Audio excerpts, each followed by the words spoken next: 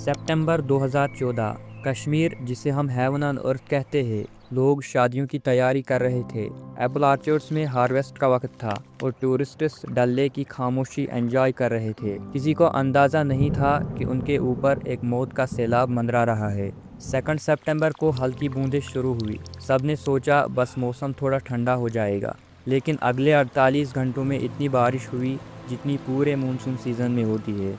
Imagine कीजिए, आप अपने घर के फर्स्ट फ्लोर पर बैठे हैं और देखते ही देखते गंदा मिट्टी वाला पानी आपके दीवारों को तोड़ने लगता है। Electricity cut, phone networks dead और चारों तरफ सिर्फ अंधेरा और चीखें। आज हम ब्रेक डाउन करेंगे उस 2014 फ्लड को जिसने मॉडर्न कश्मीर का चेहरा बदल दिया। क्या ये सिर्फ एक नेचुरल डिजास्टर था या एक man made catastrophe? Let's dive deep. तबाही की शुरुआत हुई साउथ कश्मीर से। अनंतनाग और पुलवामा के कई इलाके रातों रात डूब गए, लेकिन असली धक्का तब लगा जब 7 सितंबर को श्रीनगर की पोश कॉलोनीज, राजबाग और जवाहर नगर पत्तियों की तरह डूबने लगी। सोचो ज़रा, झेलम रिवर की कैपेसिटी 35,000 क्यूसेक्स थी, लेकिन उस दिन पानी का बहाव 1.2 लाख क्यूसेक्स क्रॉस कर गया, यानी कि नॉर्मल से लगभग 3 से 4 गुना ज़्यादा पानी। श्रीनगर के संगम एरिया में, जहां पानी का लेवल आमतौर पर 15 से 18 फीट होता है, वहां उस दिन पानी 33 फीट को टच कर रहा था। ये सिर्फ ज़्यादा बारिश नहीं थी, ये ऐसा था जैसे किसी ने पूरे पहाड़ का पानी एक छोटी सी बाल्टी में उलट दिया हो। झेलम की दीवारें इस प्रेशर को झेल ही नहीं पाई और रास्ता देते ही पूरा शहर एक मौत के कुएं में बदल गया। पानी इतनी तेजी से बढ़ा कि लोगों को कपड़े तक उठाने का मौका नहीं मिला। लोग अपने घरों की तीसरी मंजिल पर चढ़ गए। कुछ लोग तो 5 दिन तक सिर्फ छत पर बैठे रहे, उम्मीद में कि कोई हेलीकॉप्टर उन्हें देख लेगा। हालत इतने खराब थे कि जहाँ लोग अपनी जान बचाने के लिए हॉस्पिटल्स भागते हैं, वहाँ हॉस्पिटल्स खुद मौत का किला बन चुके थे। श्रीनगर के सबसे बड़े हॉस्पिटल्स SMHS और GB पानी में घराट हो गए।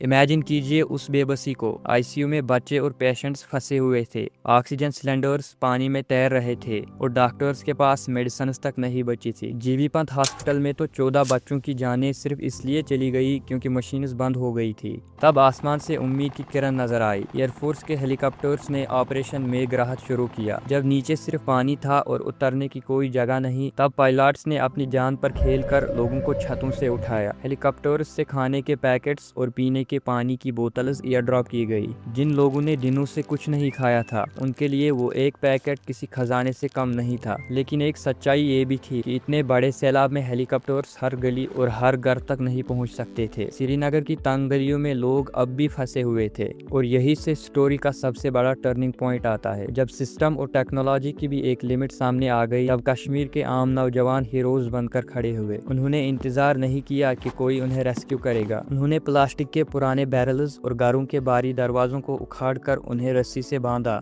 और जुगाड़ू नाव तैयार कर ली। उन खतरनाक लहरों में नौजवान अपनी जान हथेली पर रखकर निकल पड़े। उस वक्त उन्होंने भेदभाव भूलकर सिर्फ जान बचाने पर फोकस किया। उनके लिए ये मायने नहीं रखता था कि डूबने वाला अपना है या पराया। उनके लिए हर चीख सिर्फ एक इंसान की थी। बट वेट, एक बड़ा सवाल अभी भी है। कश्मीर एक बाउल शेप्ड वैली है। पहाड़ों से पानी नीचे तो आएगा, लेकिन वो निकला क्यों नहीं? इसका जवाब छुपा है हमारी अपनी गलतियों में। श्रीनगर के आसपास जो वेटलैंड्स थे, जैसे होकरसार और बेमिना, उस शहर के लिए नेचर की किडनी का काम करते थे, यानी वो एक्स्ट्रा पानी सूख लेते थे। लेकिन हमने वहाँ बिल्डिंग्स खड़ी कर दी। जब झेलम ओवरफ्लो हुआ तो पानी को निकलने का रास्ता ही नहीं मिला। यहाँ एक छोटा ट्विस्ट है। 2010 में एक रिपोर्ट आई थी जिसने वार्निंग दी थी कि कश्मीर में सदी का सबसे बड़ा फ्लड आने वाला है, लेकिन वो फाइल ही रह गई। और जब डिजास्टर आया तो हम बिल्कुल अनप्रिपेयर्ड थे। फ्लड तो चला गया, लेकिन पीछे छोड़ गया 300 से ज्यादा मौतें और $15 बिलियन का नुकसान। करोड़ों के एप्पल ऑर्चर्ड्स तबाह हो गए और कितनी ही फैमिलीज ने अपनी जिंदगी भर की जमा पूंजी खो दी। 2014 के सैलाब ने हमें एक बड़ा सबक सिखाया कि कुदरत से बड़ा कोई नहीं होता। जब हम दरियाओं के रास्ते रोककर वहां अपने मकान बनाएंगे, तो एक न एक दिन पानी अपना रास्ता ढूंढते हुए वापस जरूर आएगा। आज 10 साल हो गए, पर सवाल वही है, क्या हम सच में सेफ है? माना कि दरिया की सफाई हुई, दीवारें भी ऊंची की गई, लेकिन जिस तरह मौसम बदल रहा है और आए दिन बादल फट रहे हैं, क्या हम अगले किसी खतरे के लिए तैयार है? एक ऐसा सवाल है जिस पर हम सबको मिलकर सोचना पड़ेगा। दोस्तों,